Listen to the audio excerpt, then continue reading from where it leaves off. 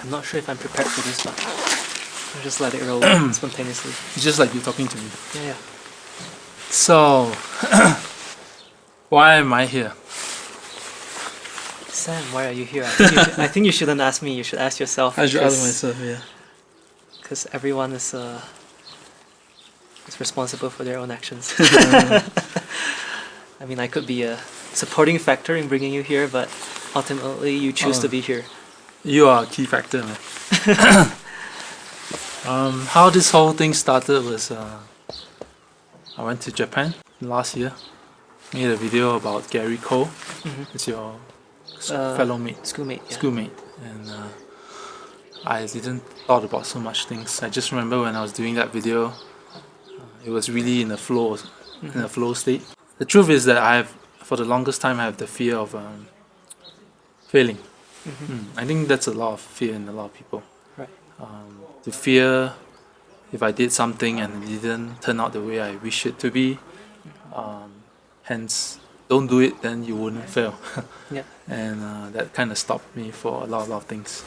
So creating contents ever since I knew it was a huge part in my life, in the sense that stories itself has changed my life. And I really look into those people when they create contents, they never really think about are they good enough? Who would be watching this? What would people say about them? Would they face any criticisms? They just kind of did it. Or sometimes even through a simple conversation with someone. Right. And that itself, it's a story. And when they share about their life, and within those conversations, we find some answers for ourselves. Perhaps the answer is within us all the time, but we may not have been having someone to bounce it off and to speak it off from inside us, and hence never get discovered. So I think through that video itself, to talk to Matt, you were just having a comment there. I checked out your profile, and you are a yogi and a Malaysian and staying in Japan, and I don't know how I find out about you writing a thesis about flow, and that was wow. There's all kinds of people out there, and I cannot let this opportunity pass by. You know, I also spend my life being in that flow because I experience it, and I know that in that state I create things, and that those are beyond myself. It's not in my head. It's not coming from my head. It's really from a true potential within me, and I'll call that my true self, or spiritual self. Yep. So we had like 3 conversations on the phone. Yep. My girlfriend starts to wonder why am I talking to a stranger For like 2 hours over phone, right? Yeah. It sounds kind of creepy, but Yeah. I talk about my religion.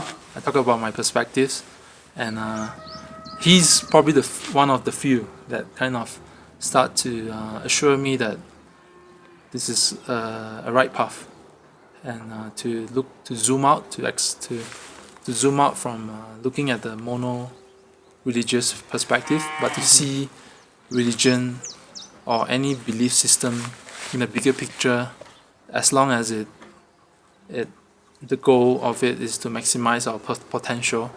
And I think that is why whatever that we do helps us to get there. That's our purpose. yeah. I wouldn't say that I was the one who probably changed the way you think about it, but I think I shared about the teachings of yoga and how it's more of a yogic perspective of looking at the world, because for us all religions are just different paths towards the mountaintop. But along the way, humans corrupt religion, and sometimes they sway away from the goal of transcending the self, so that we can connect with the greater good of this humanity, and to spread this love towards all sentient beings. And so what I shared with you was like, I think remember that conversation. I talk about there are different, even within yoga, there are different sub branches of yoga, like karma yoga, hatha yoga, raja yoga, or bhakti yoga, mantra yoga. And these are all kinds of ways that people that people find themselves resonating to, and they chose that path because it gives them calm and peace. But there's also a perspective that you could zoom out, like what you just said, and see all these different paths as a collection of paths that you can pursue simultaneously. Like you could do mantra yoga, you could do a bit of kirtan, singing of devotion, you can go to church, but at the same time you can meditate like a Buddhist. So that's what I gained from taking philosophy classes back in my liberal arts college in Waseda University. I took a class on ancient political thought and philosophy. And what I really like about philosophy is that there are so many philosophers and everyone came up with so many different theories about life and the way they view life and the way they live life. And there's no one philosophy that works all the time. This philosophy may work right now, but it doesn't work tomorrow. And the goal of a human, in Malay we call manusia, which comes from Sanskrit, which means like manu is mind. So what separates us from animals is that we have mind that allows us to think. And so the challenge of a human is to use the wisdom to cherry pick what philosophy or what ideas or thoughts that could be applied in this present moment that would help us actualize our potential, I think. And of course, to transcend that ego, and to connect with another being, to grow, to contribute. Yeah. Speaking of that, I feel that it's rare to see someone of you're 26 this year? 24. 24, Yeah. yeah, 24 this year. A youngster of this age that look at things in a very different, what do you call that? Vibration. No. And really inspired me to, because he could go into a corporate world and like make some cash that's much more than what he's doing right now. But he chose a path of what he believes that is really able to contribute back to this world, whether it's environment or people or in bettering lives. I think that's something that has been quite inspiring. So when he invited me to come to this place, I felt like it's kind of like an opportunity of a lifetime, man. I mean, like, I do travel quite a lot, but to come to a place with a purpose has been something that I have been seeking for. I've been to places, but it's very meaningless if I don't know what I'm doing, and I can't be able to go to a place without knowing why am I here. Yeah, and most of the time, if I go to a place, it will be like just visiting places. Maybe talk to one or two person, and most of the time you probably speak to tourists rather than the locals somehow. But coming here this time around is because I feel that there's so many things that he has kind of proved to me that one, the contents that I create is able to connect me to people that are aligned with me, and he's one of the example that why I'm here.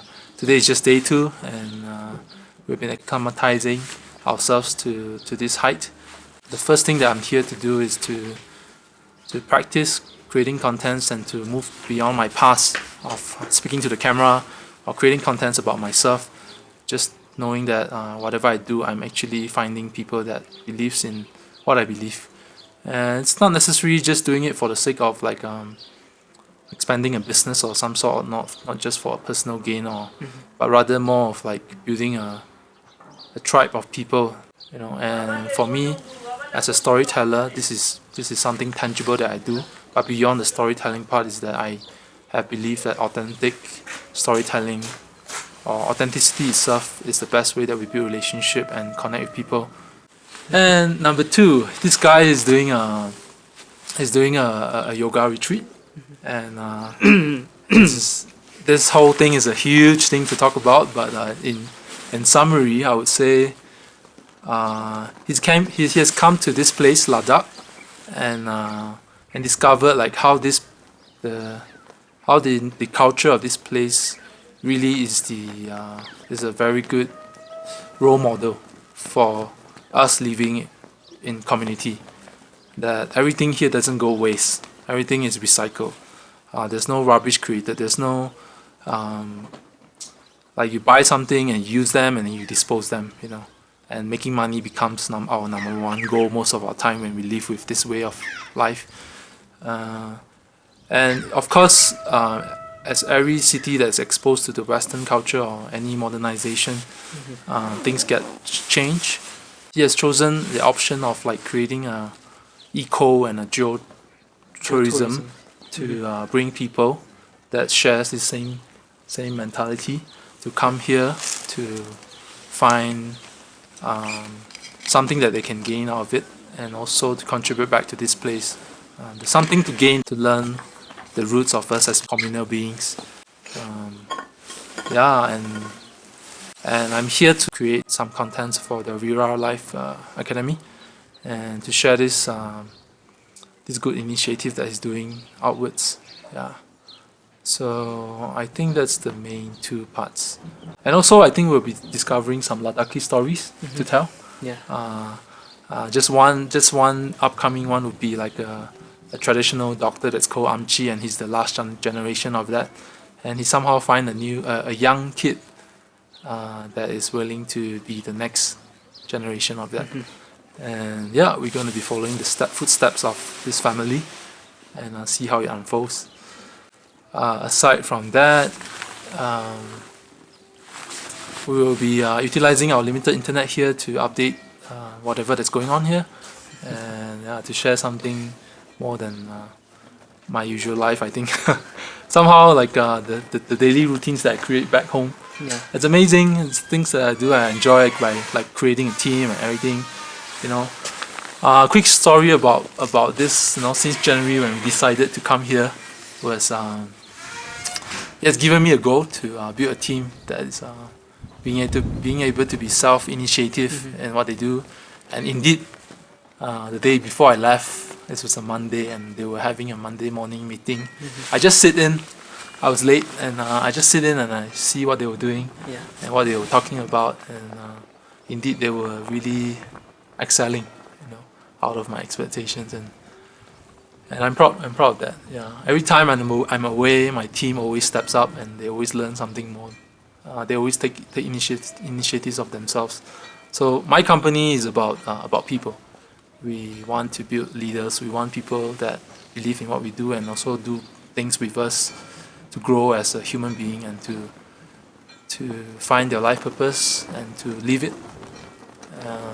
That's what I do with my work. There are many key points that I would like to connect to what you just said, but the main thing I think, I just want to talk a little bit about Sam and how we got to know each other.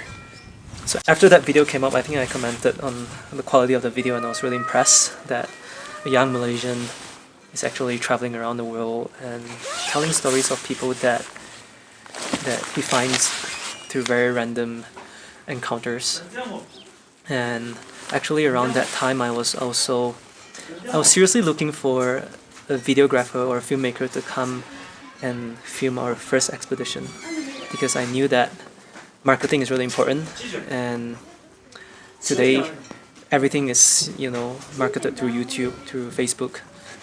And I just put this message out to the universe or whatever higher being there is, and I prayed that we can get a filmmaker to come and a professional filmmaker to come and really assist us in this production.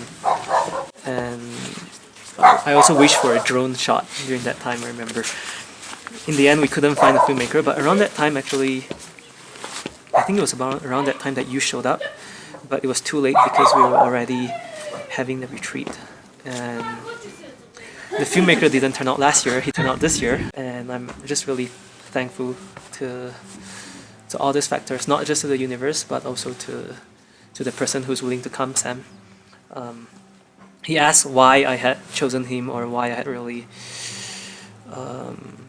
supported him in coming here. I think it was intuition that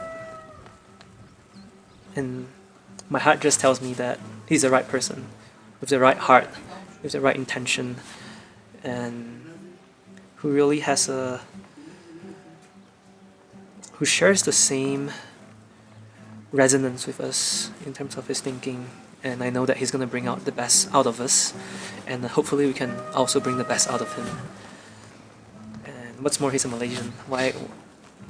How can I not trust a Malaysian guy with such a good heart to contribute and tell stories? Yeah. So I think this is going to turn out to be like a podcast rather than a, We don't know. but we'll figure out how. Yeah. Yeah. It's a good start. Yeah. Yeah. You're warming up to it. Yeah. Even though the still weather is warming getting cold. up. Ooh, it's very cold actually. I thought it would be really warm because Gramet told me June is like close to the peak of summer. Maybe he's not right. It could be July. But he told me that 2 days ago it was very warm. Yeah. But yesterday it dropped down to 5 degrees Celsius. Right now it could be 5. I'm not sure. Yeah. But it's been a really good start because Sam, me, and Bill, all three of us are feeling very well today. Sam was a bit Sleeping tired off.